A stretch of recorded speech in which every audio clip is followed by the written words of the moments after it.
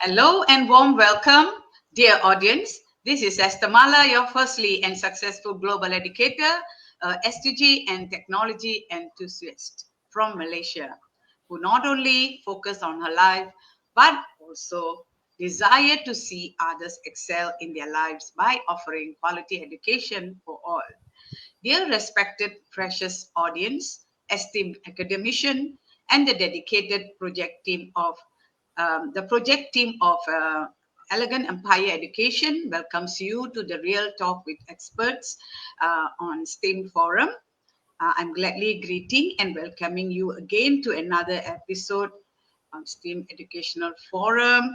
Here we are privileged to have Professor Dr. Rania Lampu from Greece with us today as the host and project leader for this forum.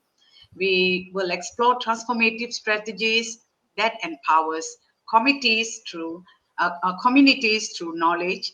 Together, let us engage in the insightful discussion and that inspire action and foster collaboration for a sustainable future with our honorable respected panelist, Coach Jana Balkin from Germany. Welcome, ma'am. Thank you for joining us in this vital conversation. Welcome, Coach Jana Balkin. Hi, welcome. I'm very honored. Yes, I can hear you. Can you hear me as well? Yes, very clear, very clear. So, now I will pass the session over. So I think I put briefly who Coach Jana Balkin is, because she's not a stranger to our platform. She's always with us, and she's a coach. What else I put on the thing? Okay, Coach Jana, can you just briefly say what you do? Yes, I can shortly introduce myself. So, and I have over 25 years experience in IT and spanning software development, IT architecture, and executive leadership in a whole. And my passion is really to bring businesses upfront with new technologies and to combine new technologies with their business, not just to leverage the new technologies, but create value with the new technologies into the business operation. And I'm even a lecturer. We are helping students to getting the first introduction into new technologies and having the first experiences of adoption. This is very important for myself, because without knowing how it works, we can't inspire others how to get more. Yeah, you're always inspiring us as well. That's why we are inviting you again and again here. Okay, I would like to invite Professor Dr. Rania Lampu, the host and the project leader of this forum. Welcome, Dr. Rania. You take over. The floor is yours. Okay. Greetings from Athens, from Greece. From the Greek Ministry of Education, I'm still here in the office. Warm greetings, and dear all audience around the world, parents, educators, and students. So welcome to the Real Talk with Experts, hosted by me, Professor Rania Lampu, and Professor Dr. Estera. I'm advisor at Elegant Empire Education. I'm a STEM instructor, researcher. I'm working at the Greek Ministry of Education and the Greek Astronomy Space Company. Welcome all again to our education and lifestyle journey towards 2030. This forum is powered by Elegant Empire Education International, a prestigious educational-based organization which focuses on quality education for all, regardless race, country, religion. Our idealistic and visionary founder, Ambassador Professor Esther Mala, focuses on upholding a quality education that develops individuals from all walks of life to their potential, which ignites curiosity, enriches knowledge, and nurtures personal and professional growth. Our vision matches with the mission of Elegant Empire Education, since it curates a diverse range of online summits, workshops, webinars, and training sessions led by experts and outstanding leaders from various fields. Elegant Empire Education creates an inclusive and supportive environment, and by harvesting the power of technology and innovation, and through this platform, we aim to collaboratively organize educational events that will enhance knowledge dissemination, skill development, and fostering a lifelong learning global community. Elegant Empire Education strictly follows the slogan, quality education for all. And today we have an expert, a panelist from Germany, Ms. Jana Balkin. Welcome. And our session is dedicated to a very interesting topic and very relevant nowadays. It's about blockchain and blockchain's role in advancing especially STEM fields. Because blockchain technology is emerging nowadays as a powerful tool across STEM disciplines, science, technology, engineering, arts, mathematics, fostering innovation, transparency, and collaboration. So we're going to explore today with our expert panelist how blockchain is advancing each area of STEM. And of course, we have many interesting things to discover. So, Ms. Jana, I would like to start with my first question to you. How can blockchain ensure the integrity and reproducibility of scientific data? I think researchers are very interested in learning about this, how blockchain can help actually improve the quality of data and in general improve the scientific configuration. So the floor is yours. Thank you for this question, Rania. It's about, as we all know, blockchain is a decentralized and immutable ledger, and this is one of the most important characteristics. But I also try to explain to my students, every application which makes sense on blockchain is related to immutability, efficiency, security, transparency, and traceability. These are the 5 characteristics. And for this kind of STEAM, it is all together very valuable platform to use in the technology to support the STEAM's philosophy. Yeah? It means it's, the timestamps and the records can be of scientific data is stored in the blockchain as well. This ensures the data cannot be tampered with, enhancing trust. It's the authenticity topic as well. Researchers can publish raw data on the blockchain, allowing anyone to independently verify results and reproduce experiments. This transparency promotes reliability and combats issues like data falsification. And that means also from this kind of reproduce experiments, and this is the most important, have also supporting the researchers on their work to have the kind of STEM done now, what we have now implemented or developed, and we can backwards trace what was yesterday and what will become up. So we can compare the results. And this is also supporting the decentralized approach. Researchers today working more and more decentralized as well together on projects. Yeah, Coach Jana, can you adjust your PC so that your laptop so that you can look at the screen? Yeah. Better so our audience. Yes, amazing, good. Okay, please carry on. Yes, I think. Thank you so much. Yes, the answer is very, very clear and enlightening.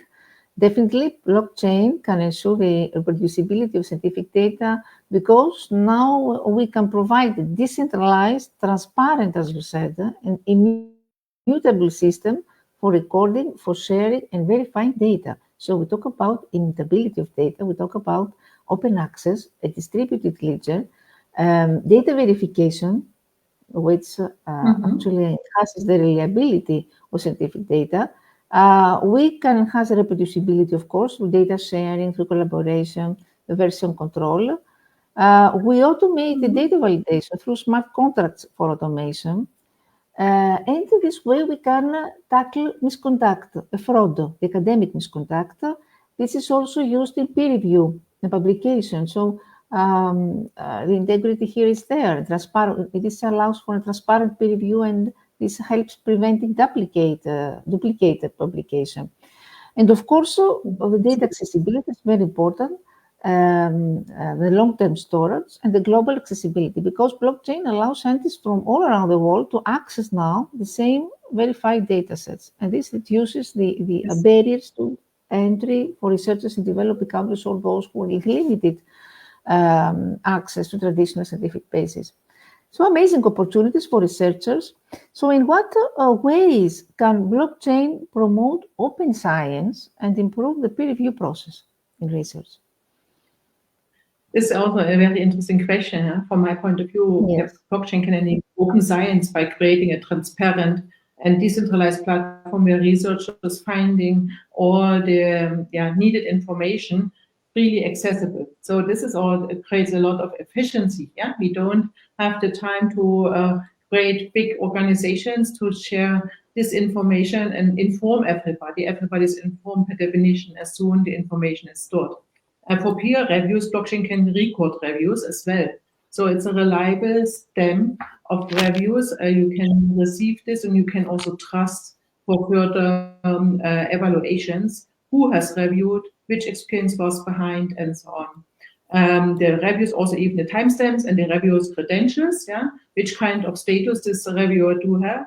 This fosters accountability, combats bias, and incentivation quality contribution through tokenized rewarding or recognition for reviewers as well. So this is also important. Who will give a review with no incentivation? Even here, so it has to be an incentivation, doesn't mean per definition money. Incentivation is also recognition, and this can be done in a very common way.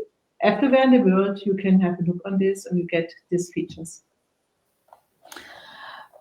Amazing what you said about incentivized peer review, because now blockchain can actually be used to reward reviewers through smart contracts, which automatically issue tokens or other rewards to peer reviewers for the contributions. And this, of course, incentivize more rigorous and timely peer reviews, encouraging researchers to participate in the review process.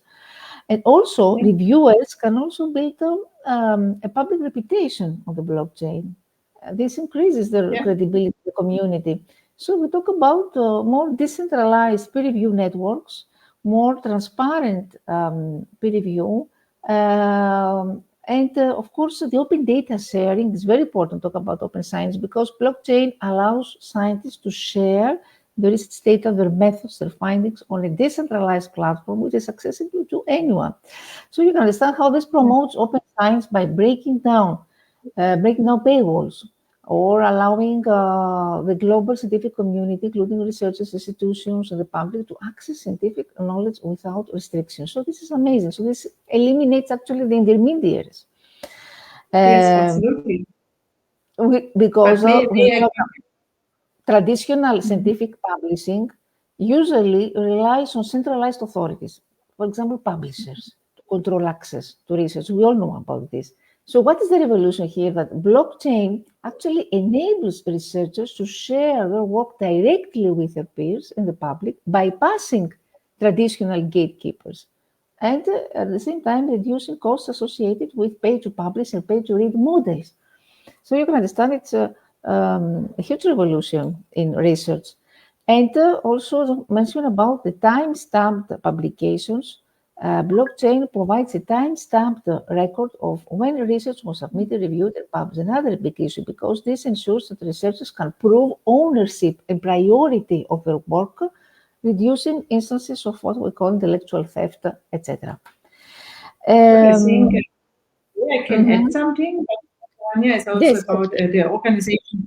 An organization can become under an umbrella, other concept of blockchain, the DAO, the Decentralized Autonomous Organization.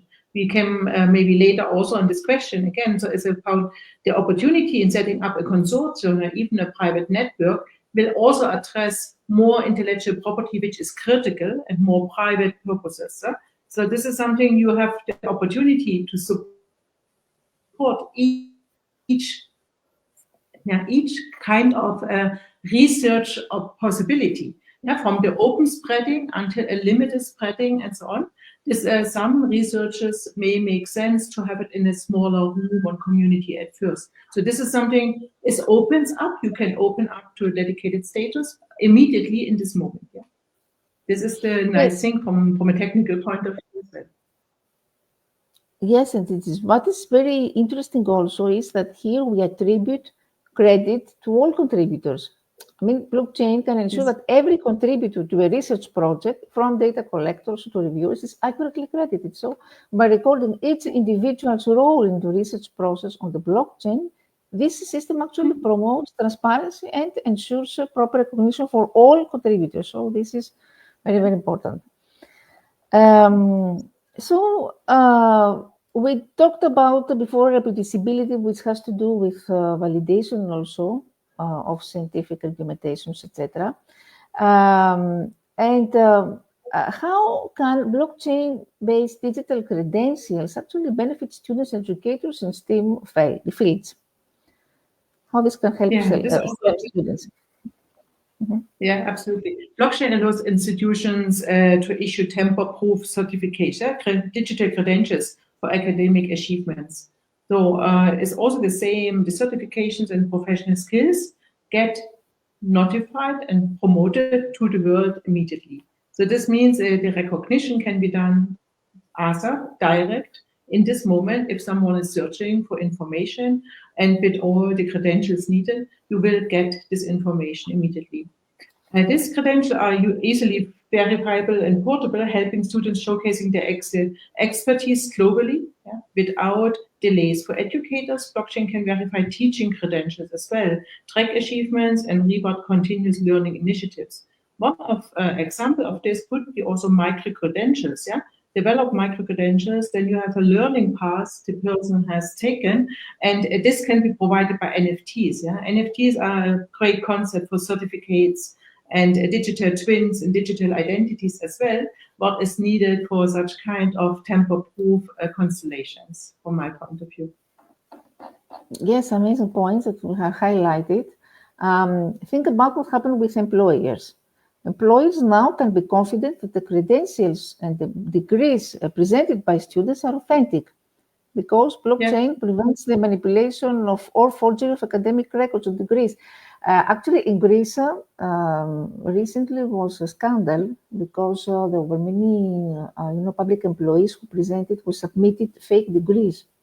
So you can easily and I can easily understand how blockchain will revolutionize also this thing and will enhance the trustworthiness and security.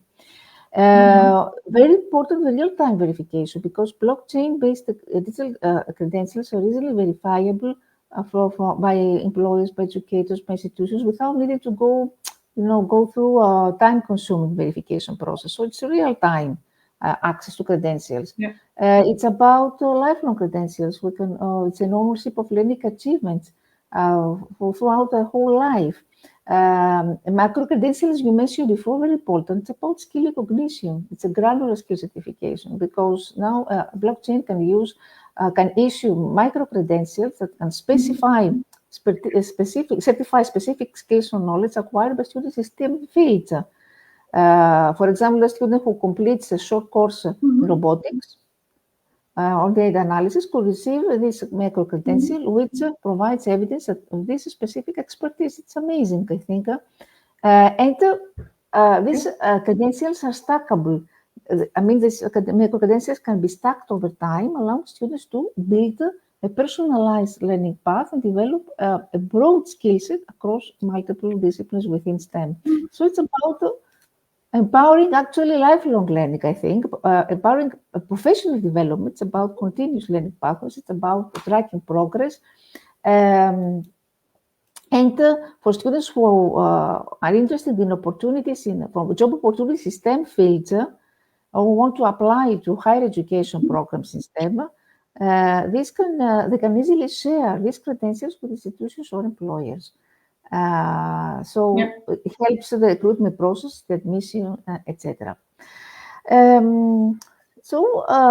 Jana, in what ways can blockchain enhance decentralized learning platforms focused on STEM education?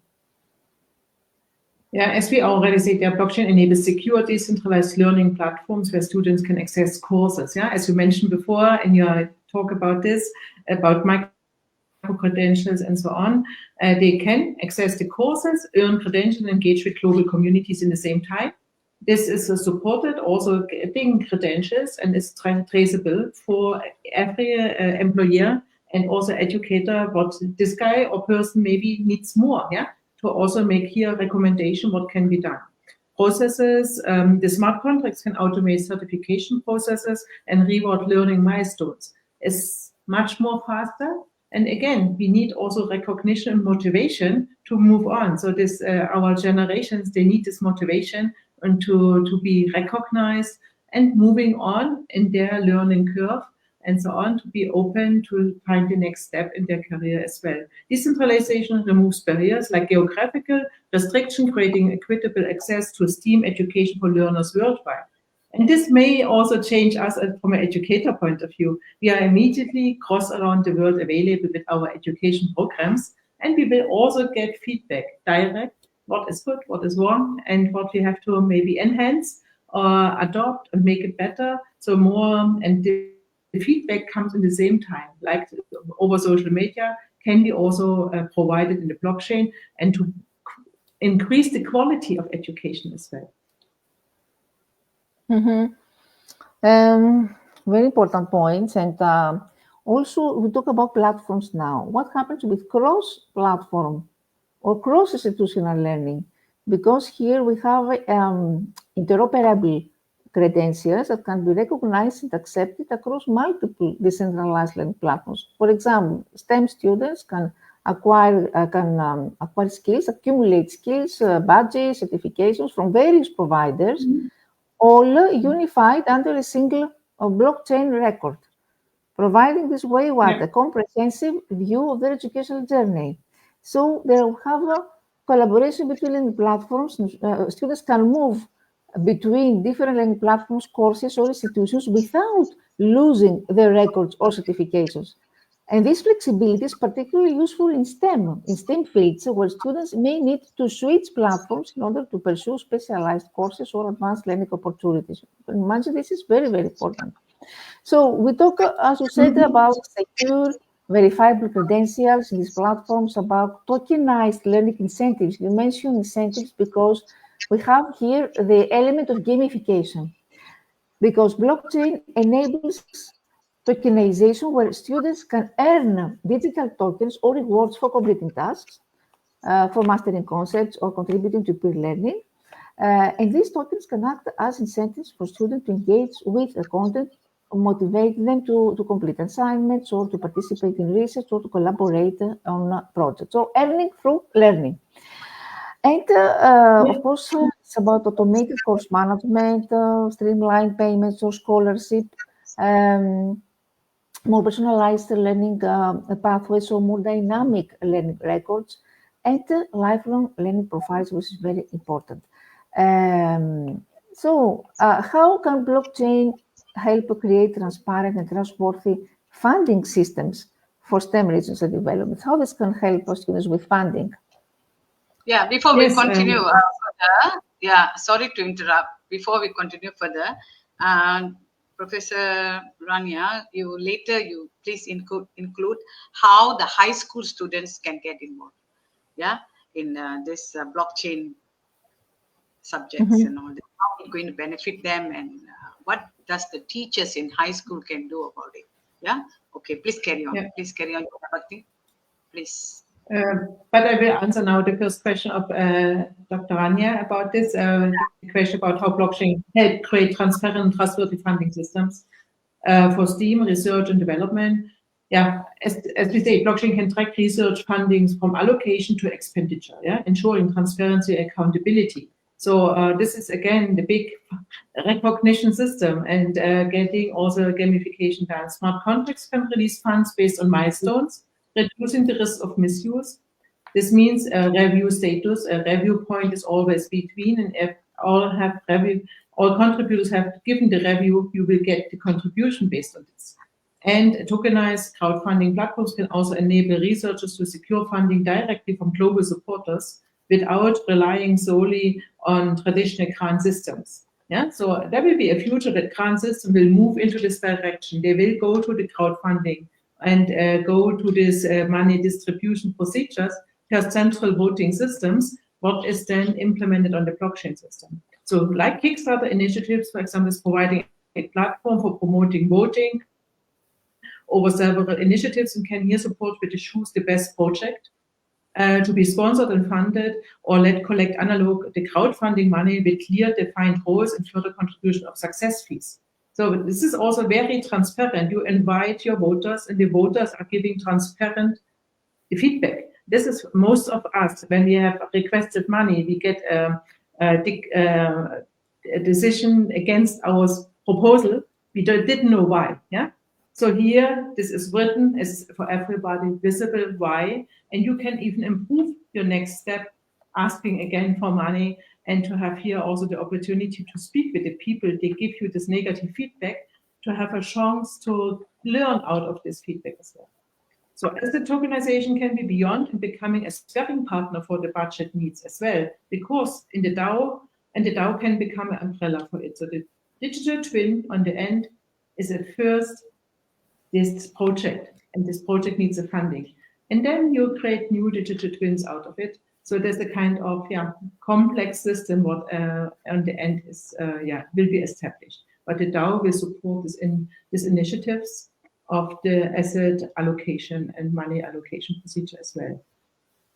About Rania, maybe coming back to the question what Dr. Esther Mahler was asking, maybe you will formalize something in this direction. Yes, I want to say about funding. Let's take an example. For example, we participate, we want to get involved in a research project.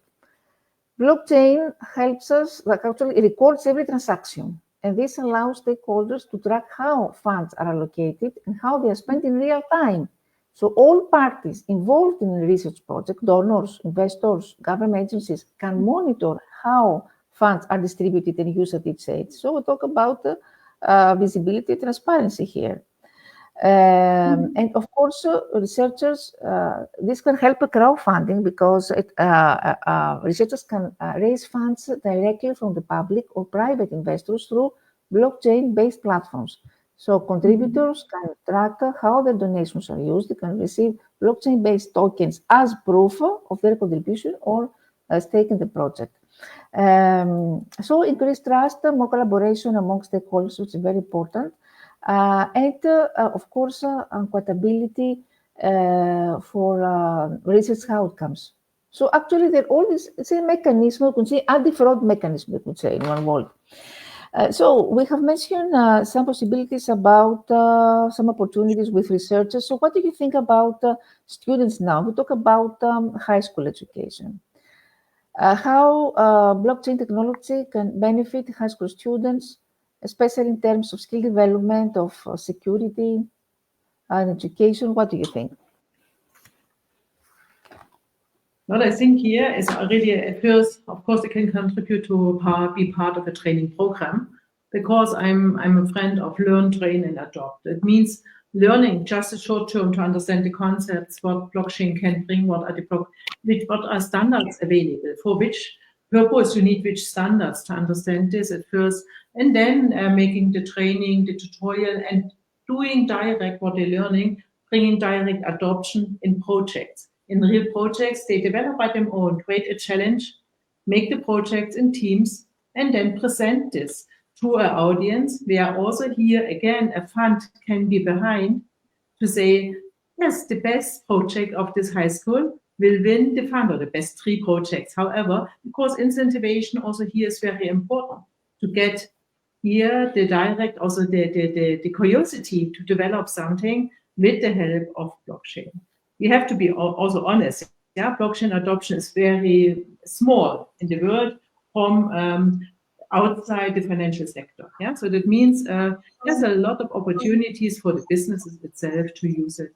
And like for STEAM education, this is a business implementation and is not related to a MIME token or whatever. Yeah, this is the MIME token can come out on the end to make the mascotchen of your initiative as well. Yeah.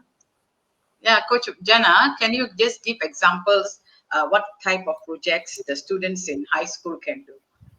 Because we're always involved in researchers, our PhD university students, but our high school, everything should start from there, so that when they move on to the their higher studies, they are already prepared to a certain level. They have the basics. Maybe you can share. So the basics. Yes, I can share this. It's really, they have to understand at first the concept. To be honest, you don't have to be higher educated to have this understanding of this knowledge, how it works. And this is the first step for the higher education. You become an entrepreneur or whatever in this direction, then you have a focus what you want to do already. And maybe in the future, the higher education will have also a kind of very soft flow to become higher educated, because people will rely on technology very, very early without a higher education degree finally. They take it maybe later to become the entrepreneurial expertise they need from the tool set and the mindset point of view. But the idea they create already in earlier stages and can make here already a first step into business, into the direction. Yes, thank you. For yeah. That's So great. we have questions. Actually, we already given Coach Jana so many questions, but I think she must be tired answering it. So how many more questions do we have for her? Okay, we'll see. Okay, first I want to comment about, summarize about students. But the first one important issue is about credential verification. Students can store their records, such as grades, certificates, and diplomas, and this eliminates the need for schools and universities to verify academic credential. First one is this. The second point is scholarship and financial aid distribution for students, because blockchain can help manage the distribution of scholarship by ensuring transparency, funds can be tracked, etc. Decentralized learning platforms, because students now have access to global resources. They can access educational content, participate in online courses, and even earn what we said before, micro-credential or badges. It's about ownership of learning. Students can maintain ownership of their academic achievements and micro-certification. They can showcase their knowledge to universities or future employers. It's about building digital literacy also, blockchain skills, because this encourages what? The development of coding, of data management, or cryptography skills, which are highly valuable in the job market. Smart contracts for automated systems. Schools could implement these contracts to automatically record attendance or track assignments, evaluate student performance. Another issue about evaluation. Global collaboration also many opportunities, international competitions and projects. Students can collaborate in the national projects. So this opens doors for cross-border competitions. And of course, what I said before, incentivation, so gamification of learning, etc. So amazing opportunities for both researchers and students. And if you have heard Ms. Jana, these decentralized autonomous organizations, what role these organizations play in managing STEM projects using blockchain? Yeah, absolutely. And DAO is one of my favorite topics I like to talk, because it's creating this opportunity to work globally together, but think global, act local. And you are organized in decentralized autonomous organization to a common rule set, what is implemented in smart contracts. Finally, your contract, you have your freedom to work locally, but you have to fulfill, of course, the requirements given by the decentralized organization. And this is kind of and will be executed automatically. And this is also providing a democratic and transparent framework for managing STEAM projects as well.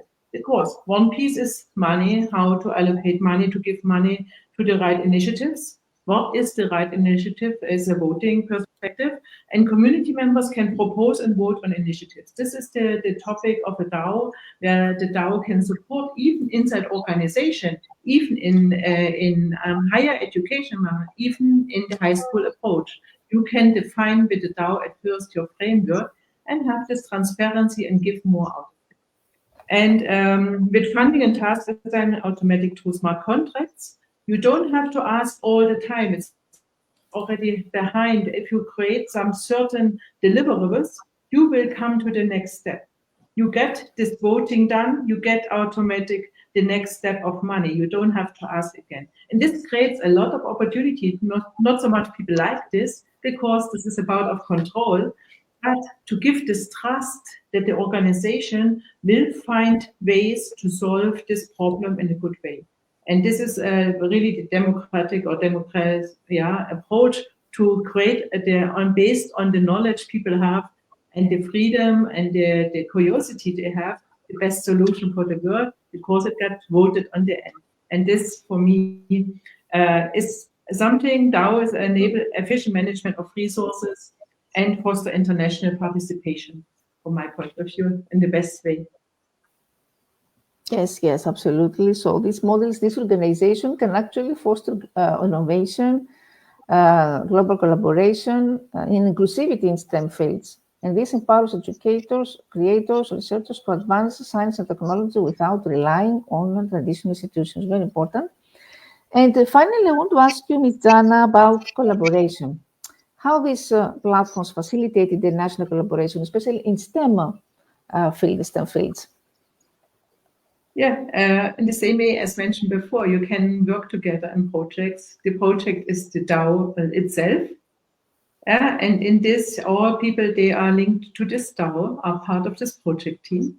And they can contribute on the end based on their efforts they spend for the project. They will also receive the recognition based on this. So it's something related how such kind of initiatives can be also, managed in a fair approach. Also, the success on the end can be managed in a fair approach, that people like to participate and work in the project because it's clear it will be recognized.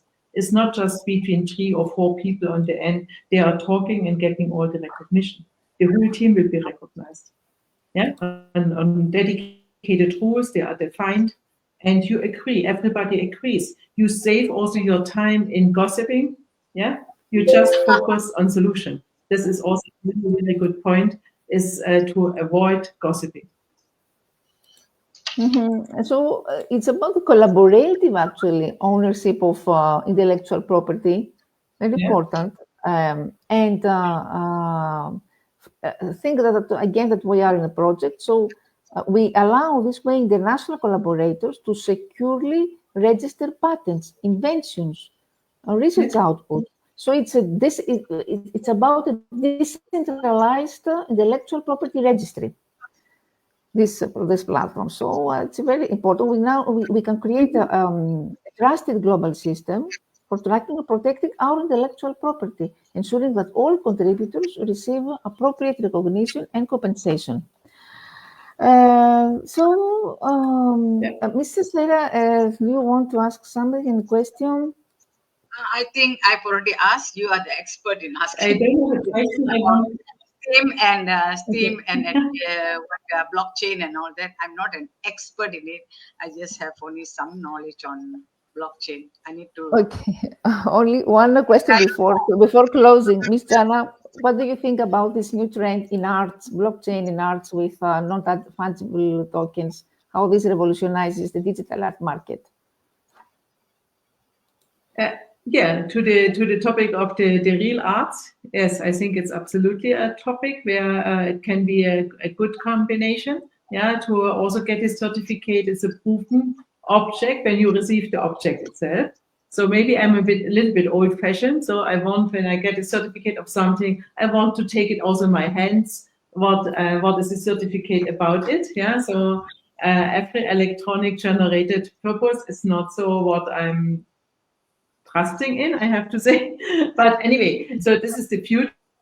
We have to think about how it can be trusted. Yeah, it can be also protected against change, but how often it will be distributed. So then you need to overcome or monitor and certify the whole generation procedure.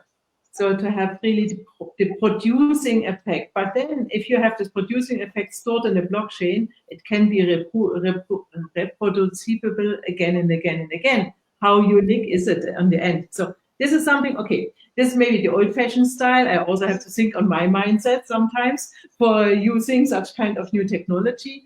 And this is where we all can learn and how to, which kind of opportunities such technologies can bring.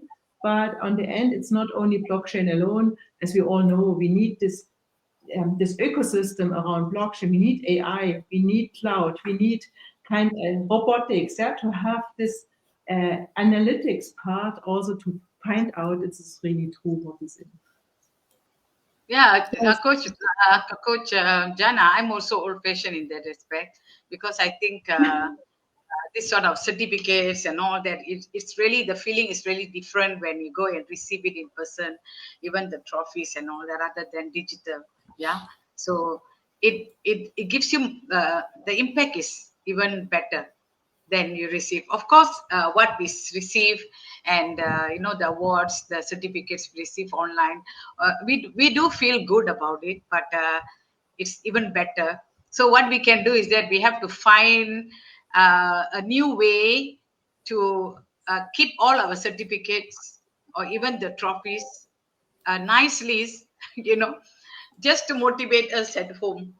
Yeah, motivate us and our children, our family, so they can see it's so tangible, our children's, like they say, for parents and the educators, the children's can touch and feel their trophies. Yeah, they can frame it and all that. So it's a totally a different feeling. Yeah. Yes. But again, and the other point I also want to add, this is also not only about the old-fashioned style, is also I think that the biggest impact is standardization on this. That means, what does it mean if you have tons of application? They can now showcase to you are certified. Yeah. So that means it needs the understanding that each organization can have its own application to have this view into the blockchain. Is the certificate there, whatever? But on the end, they have to know this is there. Yeah. Where's the main chain to look into the system? This is something where we need also to educate people for this adoption, and also from the governance point of view and so on. Can we share more about? Yeah, Coach Jana and Dr. Rania, can we share more in point form? What are the other disadvantages of this digital modern Actually, I want to say here, because since we talk about art, and maybe we have an audience artist, it's very important to know that this helps them with monetization and direct sales. Traditionally, artists relied on galleries, on agents, on auction houses to sell their work. Okay, which this takes a significant commission. Now NFTs enable artists to sell the digital art directly to collectors through decentralized marketplaces. So we talk about new revenue streams for digital art. They can monetize the digital work. Economically, so useful. Yeah. Yes, and of course it's verified also ownership, because now it's NFT represents a digital artwork which has a unique, immutable record of ownership, so they can verify this. So very many. It's about the thing about art exhibitions, which can take place in virtual worlds. So it's definitely, we can say that nowadays already blockchain, the NFTs have transformed the digital art market, because they offer new ways for artists to create, to sell, and to manage their work. Very important. And even as I said before, Dr. Rania, is about that you are not have to rely anymore to your gallery, to your agent gallery. They are not allowing a street art artist, for example, because there are no names. It's a no name, and now the community, like also YouTube, has revolutionized the music industry. It's the same part now. So there is good quality on artists on the world. They don't need to go to this agent anymore. Yeah, this is something they can be recognized, getting the money. Even when you create a virtual gallery, every person who registers spend a piece to every artist in this gallery immediately based by smart contracts. They get more money out of it, even if they would stay on the street and offer their paintings. Definitely. It's something. There's some projects available on the market. They do so. And it's really nice to see. So one more question about the disadvantages that Mrs. Tera mentioned. What do you think? What are the challenges of using blockchain so far? Yeah, the knowledge, the people understand, and the most advantage is or challenge is really the trustworthiness. It's really immutable. And the fears, what I have written in stone, I can't delete anymore. So how to stay to failures? Yeah, this is something. The failure culture is something what is a difficult way of our mindset shifts and changes we do need, and that we stay to our words we give. Yeah, we stay to our message we give. We stay to our research we give, because we did it from a best point of view. And everybody who wrote the thesis has to declare he did it by best case of knowledge and so on. And this is something you have to stay to these words on the end. And this is for some people may a little bit challenging because it's also great fears of recognition after. What you don't have, maybe not in. This is a challenge. It's a cultural topic. Yes, and already there are scalability issues, and I think that it's a slow transaction processing. And recently I read about the high energy consumption, because the excessive energy use of this has significant environmental impact, because many blockchain networks, particularly Bitcoin, they use a mechanism called proof of work, which requires massive computational power. So this leads, of course, to high energy consumption. Yeah, absolutely. And this is for some people a little bit challenging. I hear myself. Yes, I hear my voice too. I don't know why. There is an echo now. Dr. Istamala, maybe you can mute your micro. Yes. So I think it's better shortly because of the. Yes. So what I said, it's about the significant environmental cost because of the mechanism called proof of work, which requires massive computational power. It's about scalability also, the slow transaction processes. Sometimes there are high transaction costs, fluctuation, fees. And of course, we have the lack of regulation, because there is uncertainty in legal frameworks. The blockchain technology, we need to say this, operates in a largely unregulated space, which creates legal uncertainty for businesses and users. Governments, of course, and regulators are still developing frameworks to address these issues, such as, for example, tax implications or security laws, or some data. There are also data privacy issues, concerns. And finally, I think another big challenge is about the storage, because as more transactions are added to a blockchain, the size of the ledger grows, and this leads to what we call blockchain bloat.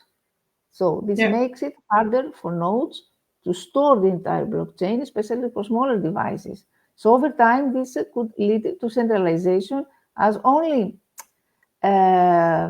entities with significant storage and computing resources can maintain full nodes. So it's a big issue. It's also the kind of process design. How you design the processes. There is sometimes there's a lack of standardization. I mean, there are many different blockchain platforms, and Bitcoin I mentioned before, or Ethereum and others, each with its own protocols. Each one has its own consensus mechanism standards. So these platforms are not often interoperable, as we say, meaning that the assets or data on one blockchain cannot be transferred to another without third-party solutions. So but for this you have workflow solutions to access both platforms in the same time. There are solutions on the market you can do already. So, but you are right. This is the challenge: how to access and how to transfer, even how to access archive data as well. Yeah. So it's something. The concept is very. It's not. I would not say there's just a chain. Yeah. And you have only the concept how to design such applications needs a lot of knowledge in the case of infrastructure definitions. So from an end user point of view, it's absolutely fantastic, the decentralized approach. But behind the technology is the challenge, and that's what you mentioned with the energy consumption and so on. Yeah, to find good solutions. On the other hand, I'm sure we will find here as well solutions. Yeah, it's all, each new technology is consuming a lot of energy. Yeah, and today we are all using AI tools, and this is also consuming a huge amount of energy. And we have to work also on this to reduce this and what are capabilities. I would not just vote against the solution because of this fact. It doesn't mean that I don't want to have saving solutions, energy saving solution, but we have also to consider the technology evolvement and education, and also even technology innovation parts.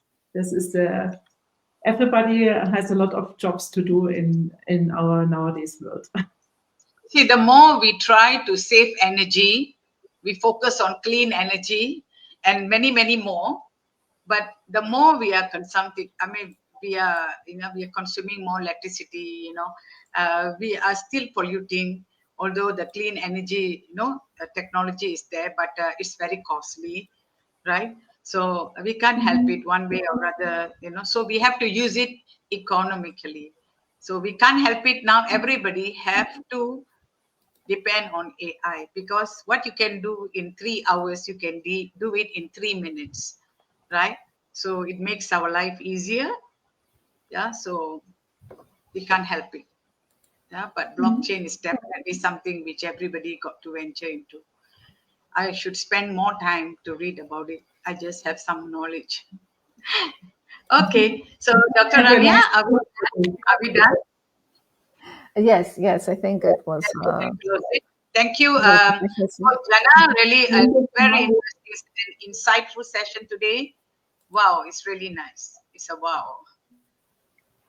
Thank you so much, and have a good day. Bye-bye. Ciao.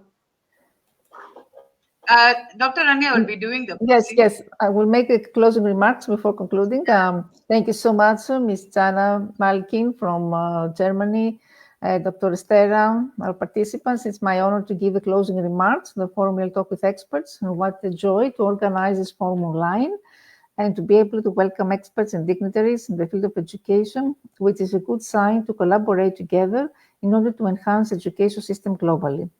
I would strongly emphasize that the slogan called Education for All accomplished the mission and vision of Elegant Empire Education. Thank you, Ms. Jana, for highlighting important aspects of blockchain's role in reshaping actually STEM fields by introducing new ways of thinking, collaborating, securing intellectual property. It's something which enhances transparency, automates complex processes, and opens up decentralized global collaboration across STEM fields. So the integration of blockchain within STEM disciplines holds great potential to drive future innovations and transform traditional approaches in this field. Before putting this forum into a close, let us give also a big applause to Dr. Estera for co-hosting this forum. Thank you again, Ms. Jana, for your very informative talk, and heartfelt gratitude I would address to the brilliant audience, teachers and parents, to all the students who made it here with us today out of your busy schedule.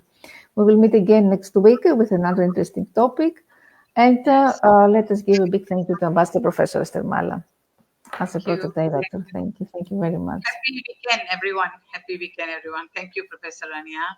Thank you, Coach Jana. We'll meet again, in next week. Dear audience, we have another interesting session on Tuesday. Is our SDG forum with another new panelists, and on Friday, as usual, Dr. Rania will have a panelist with an interesting topic. We'll meet again. Thank you.